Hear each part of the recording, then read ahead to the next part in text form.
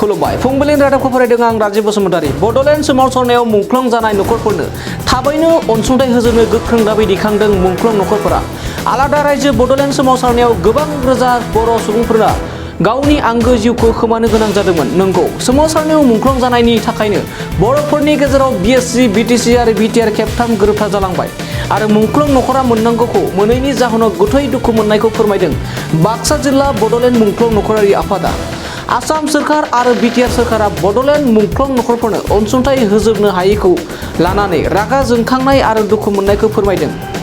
मख'नो नांगोन दि बाक्सा आरो तामुलपुर जिल्लायाव सा 675नि गेजेराव दासिमबो सा 80 मुंख्लं नखरफोराल' अनसुंथाइखौ मोननो हादों। आद्रा थानाय 595 नखरफोरानो अनसुंथाइखौ मोननो हायैखौ थाबैनो होनांगौनि दाबि दैखांदों, जायनि थाखाय आद्रा थानाय नखरफोरनो अनसुंथाइखौ थाबैनो होजोबनो खावलायो।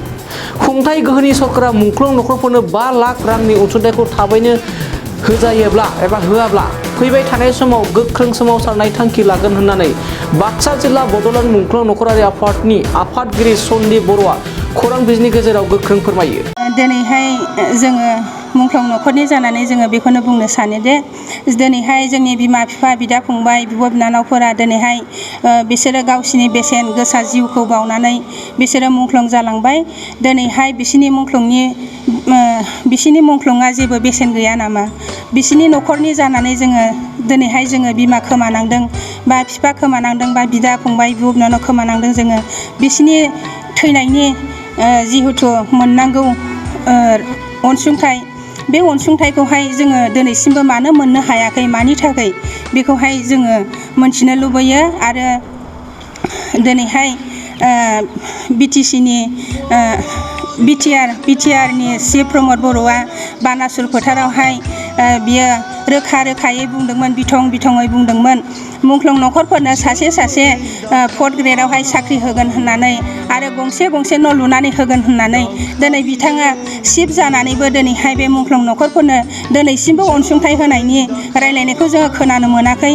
बिनिखायनो जोङो खावलायो जे सारनिसिम गुरैयै सारा जाहाथे जोंनो दा बे फैबाय थानाय सोलिबाय थानाय बे 4th ग्रेडनि साख्रिखौ मुंख्लं नखरफोरनो मोनसे जेबो इन्टारभिउ गैयालासिनो बा जेबो माबा गैयालासिनो बिथाङा जाहाथे जोंनो बे माबाखौहाय होयो, बेखौनो जोङो बिथांनिसिम गुरैयै खावलायबाय।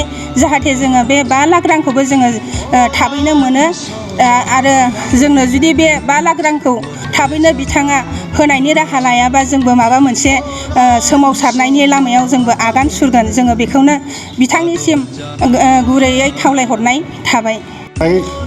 जोंनि बाक्सा जिल्ला मुंख्लं नखरारि आफादा दाजानाय बै समनिफ्रायनो जिथुनिखि असम सरकारा बड'लेण्ड आन्दलनाव थैनाय जि मुंख्लं बिथांमोननो 5 लाख एकालीन अनसुंथाइ होगोन होननानै फोसावनाय लेखा दिनै बे खामानिखौ दिनैसिमबो मावफुंनाय जों नुनो मोनाखै। बिनिखायनो जों दिनैबो गासै मुंख्लं नखरनि बिगोमाफोरखौ लानानै दिनैबो जोङो मोनसे सावरायनाय हाबाफारि लादों। जाहाथे जोंनि जि मोननांगौ जि मुंख्लंफोरनि अनसुंथाइ बेखौ मोनाब्ला जों गुबुन राहायै सोमावसारनो गोनां जागोन होननानै जोङो एसे थांखि लानो थाखाय आवगायदों। बेखौनो फोरमायनो सानदों जोंनि बिटिआर सरकारनि जि दैदेनगिरि प्रमद बर' सार,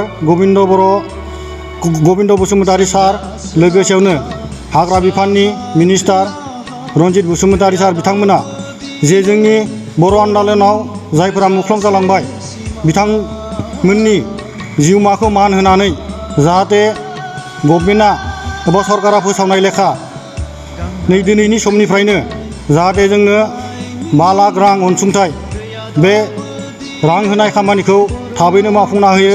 बेखौनो जों दा सोलिबाय थानाय बिटिआर सरकारनिसिम गुरै खावलायदों। आरो दा सोलिबाय थानाय जि बिजेपि असम सरकार बिथांमोनखौबो जों खावलायदों, जिथुनाखि जा समाव असम सरकारा बिजेपि सरकार हिसाबै सोलिबाय थादोंमोन, बै समाव चिफ हिसाबै दङमोन सर्बानन्द सन'वाल बिथाङानो 2017 मायथाइयाव फोसावदोंमोन बड'लेण्ड आन्दलनाव जायफोरा मुंख्लं जालांबाय बिथांमोननो 5 लाख रांनि अनसुंथाइ होगोन होननानै फोसावदोंमोन। बेनिखायनो बै फोसावनाय लेखा दिनैसिमबो बे खामानिखौ जों मावफुंनाय नुनो मोनाखै। बेखायनो जों दिनैबो बिथांमोनखौ गोसोखांहोदों जाहाथे जोंनि मोननांगौ जि अनसुंथाइ बे अनसुंथाइनि खामानिखौ मावफुंलांनो थाखाय जों गुरै खावलायदों। दा बिटिआर सरकाराव दिनैसिमावलागि 5,000नि सायाव मुख्लं नखरारि दोङो। बिथांमोननो जाहाथे दिनैनि बे समाव जोंनि सोलिबाय थानाय सरकारा नैबे 5,000 मुख्लं नखरनो अनसुंथाइ होनानै बे नखरफोरखौ नायफिनगोन होननानै जों मिजिंथियो।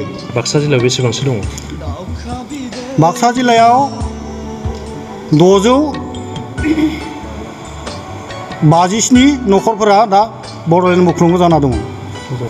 बिनि गेजेराव जायफोरा आगोल बिटिसि सरकार थानाय समायाव 300 नखरा 80 नखरा मोननो हाबाय बाक्सा जिल्लानिफ्राय, ओमफ्राय गुबुन नखरा मोननाय जायाखै। बे समाव जोंना बिटिसि सरकाराव चिफ हिसाबै दङमोन बिथां हाग्रामा महिलारिया। खावलायनो सानदों दिनैनि दा सोलिबाय थानाय बिटिआर सरकारा जोंनि जि मोननांगौ जि फोसावखानाय मुख्लंफोरनि 5 लाख अनसुंथाइ बे रांखौ थाबैनो होनो थाखाय जोङो गुरै खावलायदों आरो। नोंथांमोननि जि 5 लाख रां होनो गोनां बेखौ होआब्ला नोंथांमोना फैबाय थानाय समाव मा राहा लागोन फोरमायनो? जों बे फैबाय थानाय समाव जोङो गणतान्त्रिक भाबै सोमावसारनो गोनां जाहैगोन। जुदि जोंनि मोननांगौ अनसुंथाइखौ दा सोलिबाय थानाय जुदि सरकारा मावफुंनो हायाब्ला जों गणतान्त्रिक भाबै सोमावसारनो गोनां जायो। नोंथांनाव हान्थु सिं गोदोना आखाइनि आसि सिंस्रि दाफोना सानाय आफादावदै सानाय आथिं मिजुनाय सानाय खर' जरा सानाय आथिं फारनैबो बोलो मोनै जानजि सानानै आथिङाव साहैनाय जायखिजाया गोजामनिफ्राय गोजाम सानाय जादोंब्ला नोंथांमोना जिंगासिनो नांला।